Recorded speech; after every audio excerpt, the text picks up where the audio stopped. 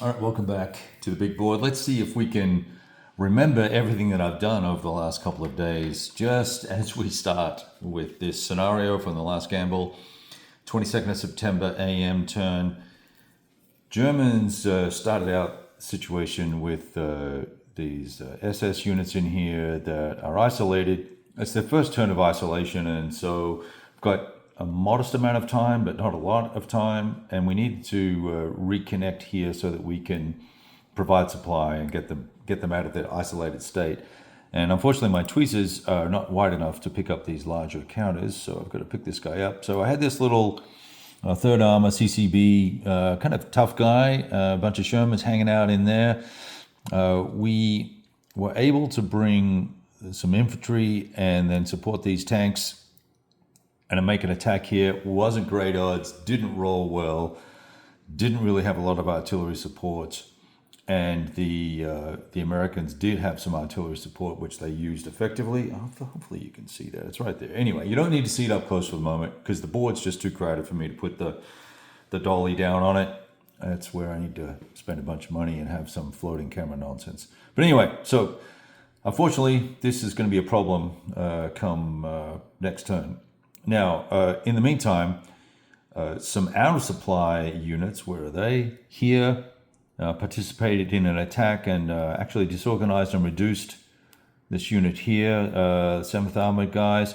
The chaps in here really took a bit of a beating, and I suffice to say that there were some steps lost and some units killed, and managed to sort of shut this pocket down, plus close in on these guys, and hopefully we can make these chaps all out of supply in the next turn. But sure enough, there's Americans everywhere, so they'll probably make themselves a little trail to extricate themselves, or B, keep a line of supply open. Up here, I made, I think, probably what was a tactical error. There's a bridge here, and this is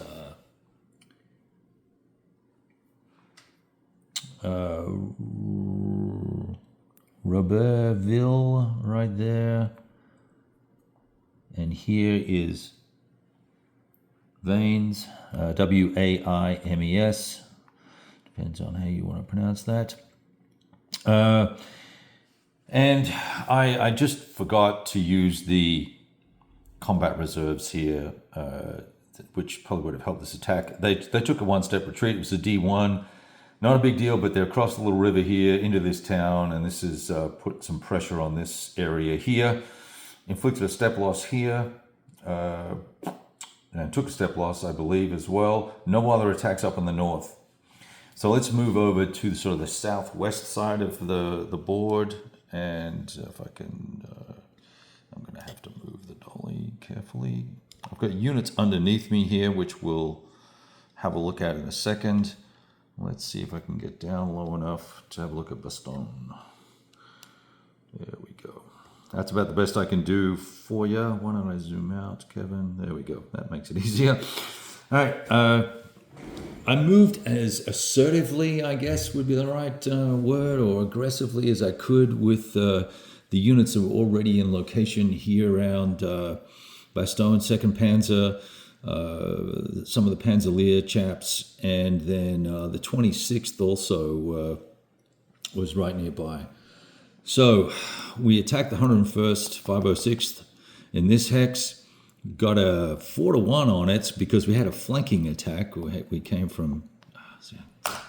I need a second pair of tweezers that have wider grips, and I can't find the ones that a chap sent me or that I bought. But nevertheless, we'll have to do that. So they attacked into this hex here, rolled a 1, so that helped, and that forced a retreat. Let's get this out of the way. Forced a retreat to here, and I believe they're going to be okay there because the zone of control here is negated because of the friendlies. This hex here, or was it? This hex here, I believe, was occupied by the 101st 322nd glider group.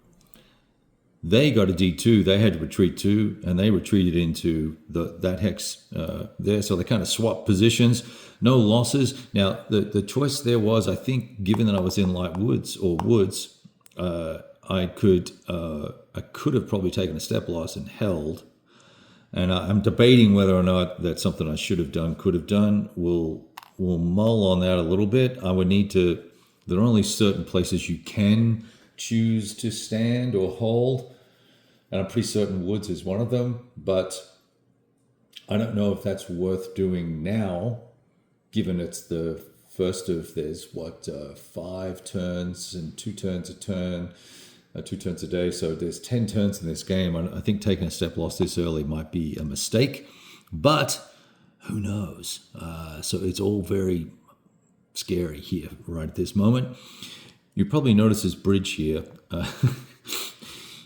It's a holding place for a German bridge that I can't find the counter for. I need to sort that out, and I've got a strategic marker down below me as well, where there's another counter that's supposed to go as well. All right, let's have a look at the furthest extent, speaking of high water marks, the furthest extent of the reach of the Germans so far. Oh, there was a little attack here where that Panzerlehr scout dude is. He knocked out an engineering step, which was all right. We took a step loss in doing so. But Marche's here, and we attacked in from 2 hexes. There was only, I should have kept the unit there, the 84th. It was one of the 84th chaps. In fact, here it is here. He took a step loss and retreated 1 based on the combat result. I believe it was a D something plus. It must have been a D1 plus or something like that. And failed its morale roll, so they're now disorganized, and this critical little junction here is now occupied by 2nd Panzer with some tough guys. No zones of control, though. You know what? In fact, this would be a better way to do the advance. I think I should do this. And then, am I able? These guys are going to get attacked, but that's okay. And there's oil, fuel potentially right here as well. So this is goodness for the bad guys. Let's see. So that's it. So that's all the activity that's occurred. So that's the end of the combat phase. I don't really have a lot of units in exploit mode to take advantage of any of these successes, just because I had to move most of everything to get into position. It's still a massive shit show over on this side of the map. And then down here, I potentially got 1 attack I might do. I swung these tanks here into the rear just to see if I could put a little scare into the Allies. And I may or may not do that attack, and I might actually rewind that move. I'm not sure if it's a wise move. Realign the defenses a little bit here, and I really actually need to start considering building improved positions so that we can face what is going to be an attack from these chaps, but then also some other reinforcements coming on as well.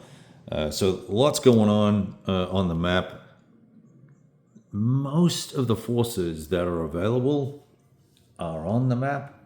There's quite a few tanks coming for the Yanks, but it's a little touch and go at the moment.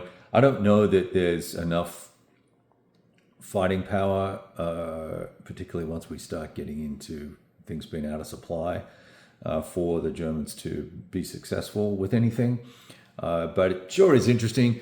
Lots of things to consider in every combat. How you go about bringing the right forces to bear, number 1. Using the terrain effectively, number 2. Keeping in mind all the different nuances around the artillery, which fire factors you're going to use, which are going to be halved depending on what they're firing into, and then also the doubling and halving of things, and the odds and DRM tracking. I made a couple of mistakes early on, and I went back and fixed them Didn't really actually change the result that much, so that was great. I was grateful for that.